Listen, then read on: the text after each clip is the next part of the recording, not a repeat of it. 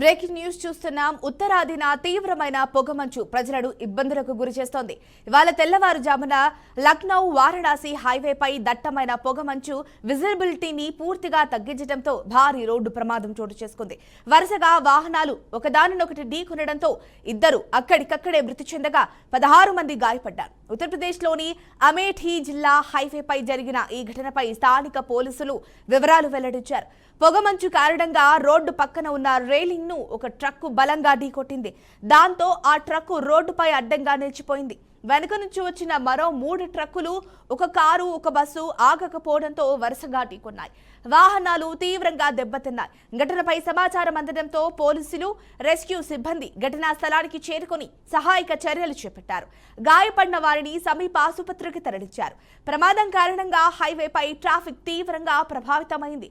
వాహనాలను క్రమబద్ధీకరించేందుకు ట్రాఫిక్ పోలీసులు ప్రత్యేక చర్యలు చేపట్టారు. గత కొన్ని రోజులుగా రాష్ట్ర వ్యాప్తంగా తీవ్ర పొగమంచు కారణంగా ఇదే విధంగా పలు చోట్ల ప్రమాదాలు నమోదవుతున్నాయని అధికారులు వెల్లడించారు.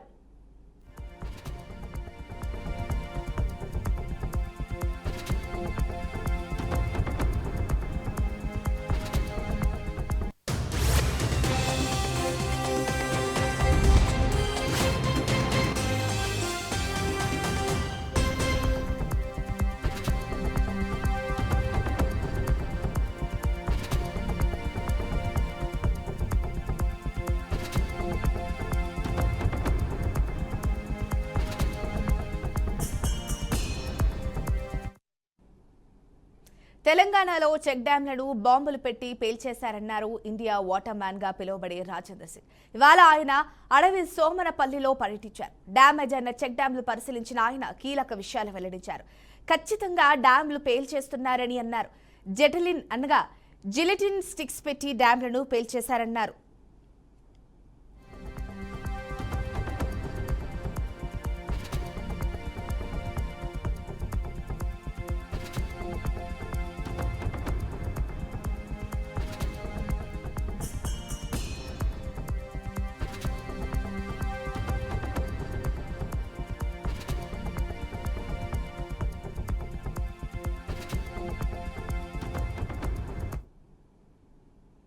కృష్ణా జిల్లా మొవ్వ మండలం పెడసనగల్లు గ్రామంలో దారుణ ఘటన చోటు చేసుకుంది. 5 సంవత్సరాల బాలికపై 13 సంవత్సరాల మైనర్ బాలుడు బలవంతంగా లైంగిక దాడి చేసినట్లు సమాచారం.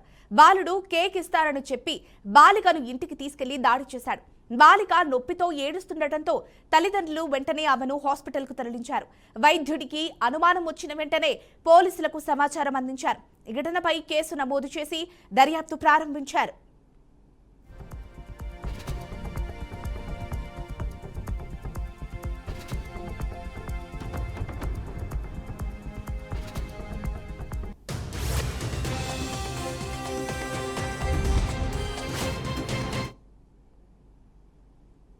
ఏపీ సీఎం చంద్రబాబు ఇవాళ ఉదయం quantum talk by CM CPN లో భాగంగానే విద్యార్థులతో వర్చువల్ గా సమావేశమయ్యారు.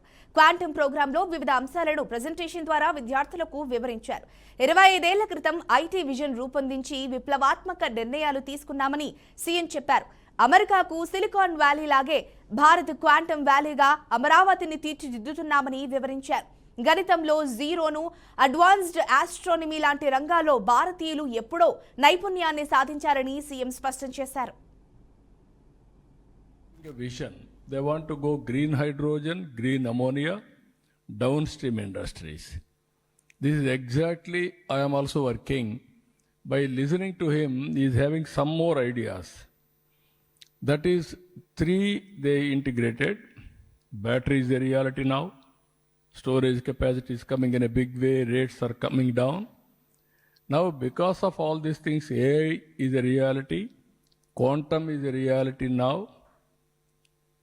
even satellite is a reality now to collect data, drone is a reality.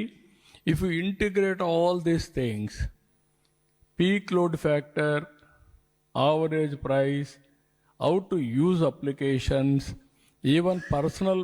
Here if you see power price optimization, I am working now without using quantum all these things. 5 rupees 20 paisa average procurement of price as on now. 5 years I want to reduce 4 rupees 99 paisa. It is only hybrid model. What is hybrid model? Prosumer concept. Producer come consumer. Solar at rooftop. Solar at field. Kusum for pump sets. And substation microgrids. And also at substation storage capacity. Then through IT, I want to integrate demand and supply. And also balancing through computerization online. Off and on, regulate, real time, everything. Now I can do this, my cost will come 4 rupees 99 paisa. That is the direction I have gone to my officers. Then green energy. Applications of green energy with materials. Application of green energy with chemicals. Hyderabad Quthbullapur Kompally ప్రభుత్వ పాఠశాలలో దారుణం జరిగింది. 7వ తరగతి చదువుతున్న సూర్య అనే విద్యార్థిపై 10వ తరగతి విద్యార్థులు దాడి చేశారు. దాడిలో విద్యార్థి సూర్య తీవ్రంగా గాయపడ్డాడు. తాను చెప్పిన మాటలు వినడం లేదనే నెపంతో అదే స్కూల్లో చదువుతున్న విద్యార్థులతో హెడ్ మాస్టర్ కృష్ణ కొట్టించాడని విద్యార్థి తల్లిదండ్రులు ఆరోపించారు. విద్యాబుద్ధులు చెప్పే ఉపాధ్యాయులు వారిని రౌడీలుగా తయారు చేస్తున్నారని హెడ్ మాస్టర్ కృష్ణని వెంటనే సస్పెండ్ చేయాలని విద్యార్థి తల్లిదండ్రులు ఆవేదన వ్యక్తం చేస్తున్నారు. హెడ్ మాస్టర్ కృష్ణపై పేట్ బషీరాబాద్ పోలీస్ స్టేషన్ విద్యార్థి తండ్రి శివరామకృష్ణ ఫిర్యాదు చేశారు.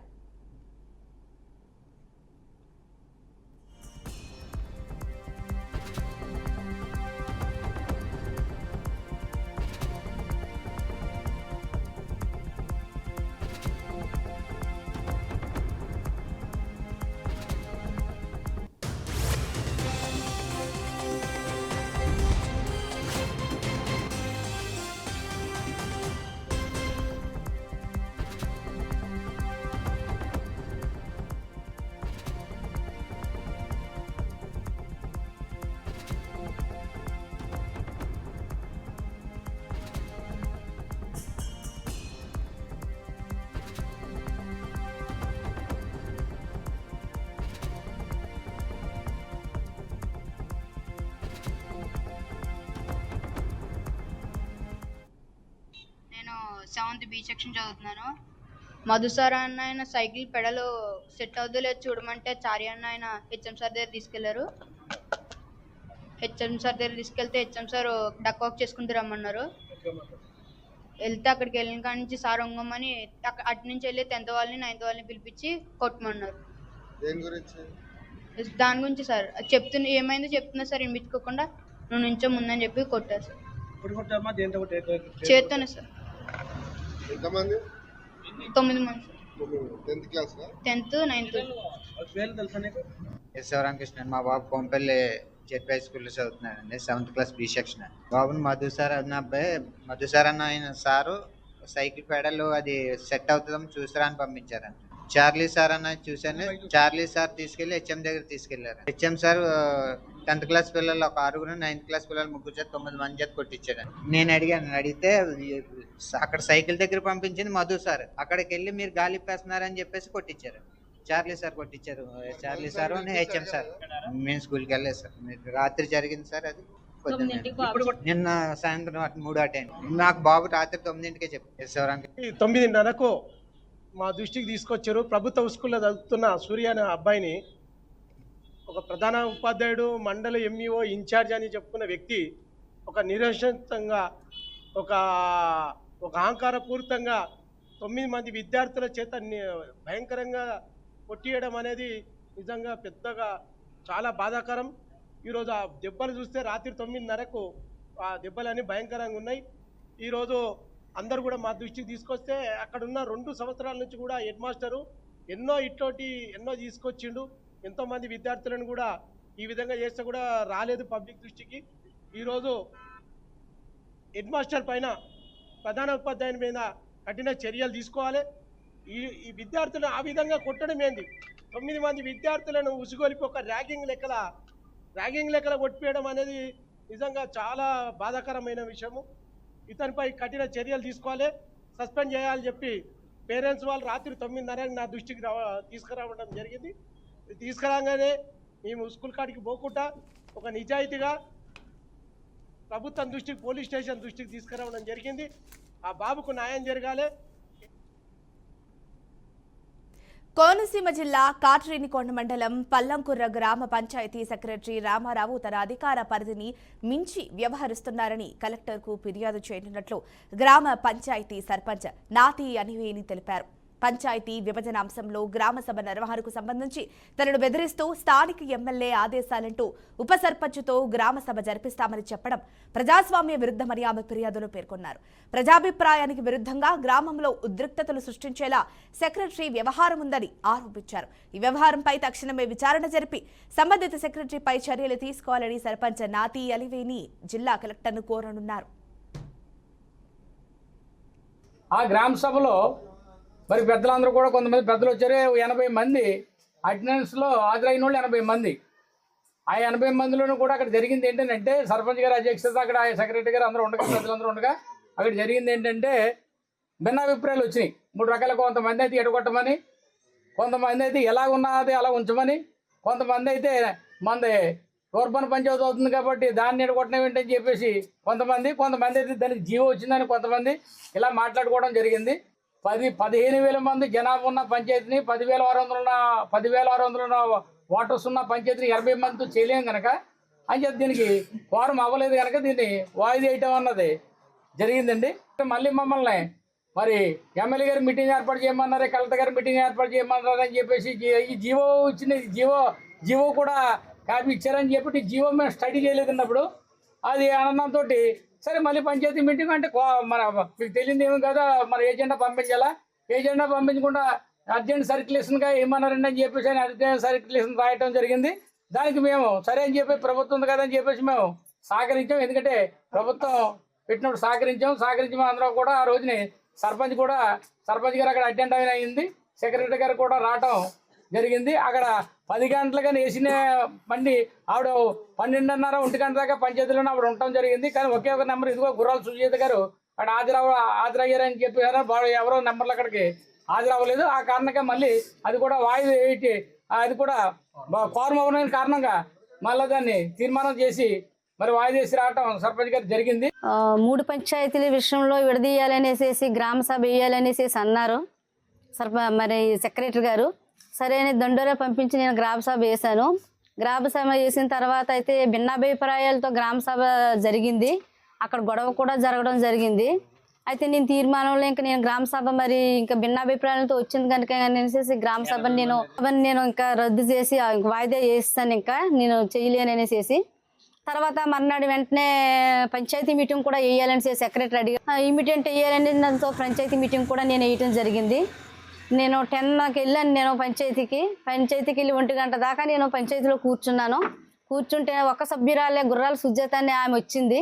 ఇంకా మిగతా నెంబర్ గురించి నేను వెయిటింగ్ చేశాను, ఎవరు రాలేనందుకు మళ్ళీ నేను తీర్మానం రాశాను. పంచాయతీ నెంబర్లు ఎవరు రాలేదు, మరి దీని విషయంలో అనేసి నేను తీర్మానం రాసి నేను సైన్ పెట్టేసి నేను వచ్చేయటం జరిగింది. జరిగిన తర్వాత ఈరోజు నేను గ్రామ సభ 16 వేస్తాను, 15 పంచాయతీ మీటింగ్ నేను నడిపించాను. నేను పంచాయతీ మీటింగ్ కూడా నాతో సహా ఒక సభ్యురాలు హాజరవడంతో దానికి కూడా నేను తీర్మానం రాసేసి వాయిదా వేస్తాను. వాయిదా వేసిన తర్వాత ఈ రోజు అయితే నాకు 7కి 6:30 అలాగా గుమస్తా ఫోన్ చేశాడు. నాకు ఫోన్ చేసి మేడం గారండి రేపు గ్రామ సభ వేయాలండి, టమ్ముకు వేయించమంటున్నారు సెక్రటరీ గారు అని చెప్పారు. గ్రామ సభ ఇప్పటికిప్పుడు ఈ నైట్ గ్రామ సభ ఏంటి, ఈ నైట్ గ్రామ సభ దేని మీ విషయంలో వేస్తాం ఏంటి అని అడిగాను నేను. అదే 3 పంచాయతీల గురించి అంటండి గ్రామ సభ వేయాలి